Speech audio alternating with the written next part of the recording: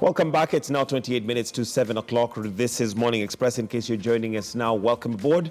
It's time for us to look at the dailies. But before that, a quick reminder of the question that we're running today. That's going to be the main part of our discussion when we are on Vibes Radio this morning. And we're going to be giving everybody an opportunity to just fill us in on what we call Dear Mr. President. The question is, do you think that the BBI agenda is still on track? Do you think that the government's big four development agenda is on track?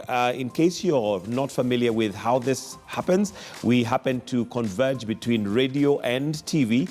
You have an opportunity, should you be driving in your car or wherever you are listening to radio, you're able to listen in. But if you're watching, you're also able to just keep up with what's happening, and you're welcome to call and give us your thoughts. Is the government's big four development agenda still on track? That's a question that we're going to be looking and posing to Kenyans and hearing what their take is on that. And the segment is called Dear Mr. President. But for now, let's look at the dailies. And joining me to have this conversation and just go through the dailies is Bernard Wakoli. Good morning. Morning to and Mike. Thank you for joining us. Thank you We very start off with the Standard, where the headline is Where the Jobs Are. In case you've been wondering where the jobs are, well, the Standard breaks it down for you. This is not to say that the government has created very many jobs. It's just showing you where Kenyans seem to be spending a lot of their time, but also where they're spending their money. So we have sectors with most employment opportunities between 2009 and 2018, given a percentage. And you have the likes of manufacture of food products has 68%.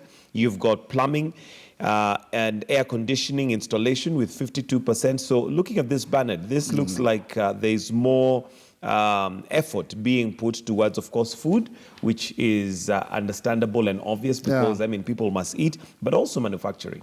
Yeah, this just indicates that there's a lot of money in fast-moving goods. And curiously, look at the beer, which has 85%. So either people are consuming a lot of alcohol or there's high production of alcohol, which is creating employment among most young people.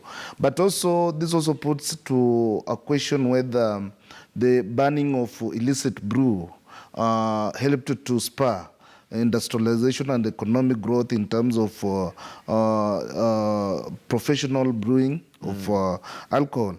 Then we have other goods like vegetables, sukuma wiki, which to me it talks about agriculture, and it seems agriculture is now paying off, especially for majority of Kenyans who initially thought agriculture is for villages. Right. And I've seen a lot of campaign now going on to encourage young people to embrace agricultural production, especially graduates who are looking for jobs. So when we look at what's happening now in terms of manufacturing vis-a-vis agricultural production, you realize that agriculture, as you see the figures, is doing quite well. It's doing quite well, but also on the bottom line is the price the price increase between that period of time, 2009 to 2018, and like tomatoes have increased in price with 120%.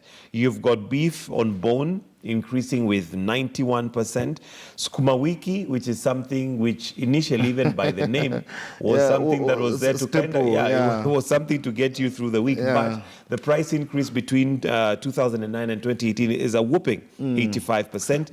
But Mike, what we should be asking ourselves is whether the price increase is actually reflecting on farmers' pockets, because you realize that in most cases you'll see that prices are increasing, but to the advantage of brokers, and yet farmers are still, getting the same amount that they used to get. Absolutely. So it's very important that as prices increase, then it should reflect to the bottom, where farmers are experiencing, good return for their produce. Unfortunately, we have a system where brokers are the ones who actually make the money, and middlemen. So if there was a way of actually removing the broker and the middleman so that the farmer is able to sell the product, albeit somehow directly, then they certainly would be making more money. But unfortunately, because of brokers and middlemen, then the farmer is the one who bears the brunt. front, yet the consumer is paying a lot more than they did before. But there you go. Get yourself a copy of the Standard and see where the jobs are, and also just get an idea of what price increases there has been. On page 3 is a story, Things Fall Apart for State's Free Maternity Program. Now, this is the free maternity program that Jubilee has been thumping their chests with pride, saying that this is one of the things that rolled out. But unfortunately, it looks like it's not working out as it would be expected, because even basic things like cotton wool, surgical blades are things that pregnant mothers have to pay for. Another alarming thing is that some mothers have had to be discharged from hospitals earlier than necessary or earlier than expected, just to save on costs. And this is because of funding from the government. It's very unfortunate. It's very unfortunate that we still experience such things in 21st century, Mike. And it was also sad or misinformed to have medical services devolved, because all these things are happening because county governments are unable to facilitate or to fund effectively health matters. We have seen health professionals, personnel going on strike now and again just because they can't get what is due to them. Now look at this maternal issue. And the other day we had a conference here in Kenya where the world was talking about having zero maternal death. But in Kenya, we are still crumbling with even getting simple things like surgical equipments, cotton, and such kind of things. So where are we going to, at what time are we going to arrive at zero maternal death in terms of having access to free maternal healthcare? And we know, and we know that the First Lady has been very, very keen on that with her, Operation Beyond Zero. But there still seems to be a huge problem that needs There's a huge problem, and I've been one of the biggest critics of the Beyond Zero campaign. Because when you look at the money that is being wasted in this country, it doesn't pay for anybody to go run 5 kilometers to get to raise money to facilitate some of these things. Look at what is being lost in corruption. A lot of money. Kenya is very rich. And I just hope that we put money where we get value for it. So that at the end of the day, we don't have to burden our First Lady running all over that she's collecting money to facilitate free or maternal health care. There's a case which many Kenyans have forgotten. We had the containers which were bought at around 10 million per container that were rotting at the coast because they could not. They're still there. But Kenyans have forgotten about it. How much would that money been used to in terms of improving healthcare in this country? Absolutely. So we have so much money that is being lost left, right, that it cannot be accounted for. Yet we try to do some funny things like Kenya for Kenyans, to raise money to feed people who are hungry, and this is the government responsibility. So we just need to seal the loops and make sure that our money, our taxes that we pay, is used for the right thing. Maybe we need an anti-corruption champion, the same way the First Lady goes with Beyond Zero. Maybe we need a First Lady who will come out and say, for me, all I'm doing is fighting corruption. Because that way, then you would save so many other things. I mean, the taxpayer is really coughing out a lot of money. And at a minimum, what you should be having is very good education, very good health facilities and healthcare. But that is not the case. And very good infrastructure as well. I drove through some parts of Nairobi yesterday, and I was absolutely amazed that there are no roads, parklands. You saw what we have in this country is lip service, where after the rains you'll see some carpeting of roads here and there. Then rain comes and it washes everything away. We go back to the to where we started. So quality of service is very poor, and is about workmanship and our values, because our leaders want to impress, just to do something to make you happy. That yes, we are carpeting roads, but what is the quality of that carpet? What the quality? Can it live beyond this rain season? Absolutely, and of course it again has the tentacles of corruption in it, because sometimes those roads have been extremely expensive. However, the quality is questionable, and it's not because they can't do a good job. but it's because somebody decided that half the money goes into their pocket as opposed to going to the work. You see, that's where we are. Absolutely. Page 10 is also matters to do with health, and patients are discharged as strike by doctors takes toll. Public hospitals in Kisumu were discharging patients, some of them too sick to walk, as the strike by doctors and clinical officers continues to cripple services. This again is another issue we have seen come time and again, where we have CBAs agreed between government or the Ministry of Health and doctors, but never honored. And as a result, again, it's the grass that suffers. So we see patients again suffering here. Yeah, they continue to suffer, but I like about what was captured in BBI report about establishing something like a commission to manage healthcare personnel. I think this will help in addressing some of these challenges that we are seeing in terms of every time having strikes by healthcare personnel going on strike because they have not been paid. And I still blame the devolved function of health, because this is a function that should have remained with the national government, and let agriculture and these other functions be developed. But health and education, security are very, very important, and I wonder why the government retained majority part of education and security, then left out health, because only referrals are managed by the national government. But we still also experience challenges in referral hospitals because of lack of medical supplies and other things. So the good thing is that if this BBI is going to be implemented, then we'll have a commission like the Teacher Service Commission or Public Service Commission that is going to manage the affairs of healthcare personnel. And maybe in the long term, we might see a reduction in these kind of strikes, because patients are really suffering. And they're really suffering. And another very disturbing story is on page 19. And this, of course, would indicate to us as a country where we are, and we really need to soul search and self-search. Scores injured as teenage gangs riot in Nakuru. Now, these are gangs of young boys. I don't know if they're girls as well, but they're between the age of 12 and 18. And we have cars that have been damaged. We have places that were robbed and women sexually harassed over the weekend by this gang that is suspected to be called Confirm. But this, of course, for me, is not just the issue of the gang, but what is the cause for us to have, gangs who are that young? There is, of course, the economy that comes into play. The economy and desperation. Our moral fabric that comes into play. So a worrying story right there. Yeah, it's a worrying story, but these are things we are going to experience as we move towards 2022 elections.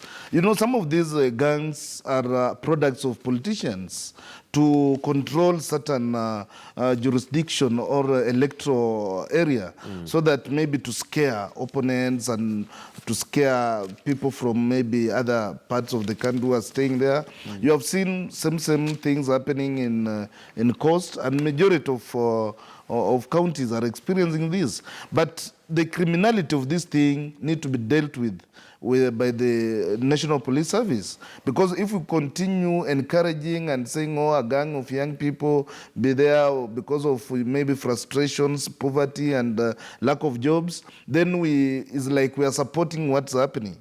But this need to be cracked down by the National Police Service and the leaders put to hold, because these things are managed. They're managed. They are controlled at a certain level. You can't tell me a young person, 12 years or 15, will just wake up today, go to talk to another young person and say, let's go to the road. They have protection somewhere. There's somebody who is commanding them. And you realize that some of this money collected or things stolen, they are taken to a benefactor somewhere. There's somebody who is benefiting from this criminality. There's a head. Have a gang leader who possibly would be a very powerful person in either. So these are things that we shouldn't be talking about at this time and age, because there are gangs even in the United States of America. There are gangs operating in various parts of the states, but again, they're not as bad as what we are seeing here in Kenya, because when you leave these young people to grow or develop in this kind of scenarios, then we are bringing up a very bad generation that is, just focuses on criminal issues and criminal matters. All right, and well, that's the standard. There's more stories in it. Do get yourself a copy. But let's also just look at what we have in the Daily Nation. And the headline of the Daily Nation is Inside Plan to Replace Sonko, as the embattled Nairobi governor whiles away his time at Kenyatta National Hospital. A succession battle is playing out in the corridors of power. Will Nairobi get a new leader? And of course, that's a question that many Nairobians would want to know. And if we get a new leader, how is that going to be? Now, according to this story, apparently there are those who may be advising the governor to even come up with a deputy governor and have them in office so that the office runs, because failure to do that may lead to impeachment. Yeah, you can't replace an elected leader. Sonko is elected, and let's give credit to where it's due. And what Sonko can do at this moment is appoint somebody like deputy governor who is going to look after the affairs in case the court upholds the ruling by Justice Mumbi, because that was a landmark ruling that has had serious ramifications in terms of running of county governments. And if is a signal to other county governments that you need your principal deputy in office, just in case something happens. This person should continue running the affairs of the county. So the Nairobi, Nairobi is a unique county in the sense that is the headquarters and the capital seat of Kenya. And according to law, the speaker can only act for 90 days. And after that, then we have maybe the president forming a commission to investigate, then maybe dissolving. But I don't see dissolving taking place anytime soon, because we can't again afford to go to election in Nairobi County. So I don't foresee that. So what I expect is Sonko, through the council that he's getting, is going to appoint deputy governor who is going to run in case he's incapacitated in referring to the ruling by Justice Mumbi. Yeah. Well, we'll wait and see. Today is Wednesday, and of course our eyes are going to be trained on that to see what the ruling is going to be. But of course with Sonko, there is also the element of him being at flight risk. So as a result, the prosecutor was insisting that he should not be granted bail. But of course that is a right that he has as a Kenyan. Whether he's going to get it or not will be found out today. But maybe just before we move from that, to get your thoughts, because the other question is the legal counsel that are representing Sonko. We have senators who've now stepped in and they're part of his legal team. But this has been a practice for senators representing governors in courts, especially those who are lawyers. It has not started with the Murkomen and Mutula Kilonzo. Previously, we have seen James Orengo, who is the lead of minority, representing Ojamong in court. And he has been in the forefront doing that. So at that moment, people didn't realize that it was wrong for Rengo to represent these governors. But it has now come to the mind of Kenyans when Murkomen and Mutula Kilonzo are now representing Sonko that senators are not supposed to do that, lawyers. So let's have a sober debate on this issue, whether senators who are lawyers are supposed to represent governors or any other elected leaders, because they are supposed to provide oversight role to this county government. So it has not started now. And we need sobriety. Now, does that make it right? Do you find like there is a moral, particularly conflict of interest? It's not right, Mike. There's a lot of conflict of interest in this matter. And that's why I'm saying we need a sober debate whether this is the right path to take as Kenyans. Because the court or the constitution did not bar elected leaders from practicing, those who are lawyers. And if those who are doctors can also practice. So these are professionals, and we need, maybe, those are some of the things that could have been captured in the BBI to separate to give a separation between professionalism, especially for the part of lawyers, and the people they are supposed to oversight. To represent, because these are the people they are going to meet in committee, various committees in the Senate to account for what they have done. Absolutely. But again, you see them in court defending them. So after defending this person in court, then you summon him to your committee. Do you think you'll have objective ruling or objective view of what has been done? But again, in Kenya, we always associate corruption cases or corrupt cases with the politics. So you'll see that between the two leading political formations, ODM and Jubilee, when there's somebody from ODM being accused, you'll see a battalion of ODM lawyers and legislators coming through and sitting on the front bench of court defending them. And vice versa, it happens also in Jubilee that when somebody is accused, then you see that bench occupied by lawmakers. And this is not just political affiliation, it has also taken an ethnic angle. So in this case of Sonko, you see Mtula defending somebody from, his ethnic community and saying, I will stand with you. You have seen even Manzo, the MP, also standing here and saying, we'll defend our person. So these moral issues. And I don't think if senators or MPs have that moral authority to go and defend people who have been involved in corruption and again call them to account for their... It becomes difficult. But there you go. That's Kenya for you. And still on the front page of the Daily Nation, marriage woes linked to a man's death at Likoni. And this is more to do with mental health, which is something we're going to be focusing on your health today. But looking at the young ones, and there are those kind of conditions that sometimes are very subtle, but parents may or may not understand, the likes of ADHD, or you've got autistic children, or children who have a different way of learning and sometimes are mistaken to either be notorious or disrespectful or extremely energetic, and you may not understand. So that's a subject that we're going to be looking at later on your health. But as we wind up the newspaper review, on page 7, still matters county, and Tuju comes to the rescue of Waitito and Nyoro. In Kiambu County, we do know that Waitito is also one of those who have been to court and has been barred from attending or going to his office. But as a result, there's always been a disagreement between him and his deputy. But we have county government officials who are coming out now to say that they want them impeached. So Raphael Tuju has come out to say that, guys, this is working against the message that the president is sending through of peace and reconciliation. Yeah, we have had chaos in our county governments, and again, it's not starting with the Kiambu. Right. But the relationship between governors and their deputy governors need to be of high standard, because you can't have two people working in the same office or deputizing another. And they're meant to complement each other. They're meant to complement each other. But in this case, you see them competing each other. So it's not good to have people with the competing interests serving in the same office, deputizing each other. Because Nyoro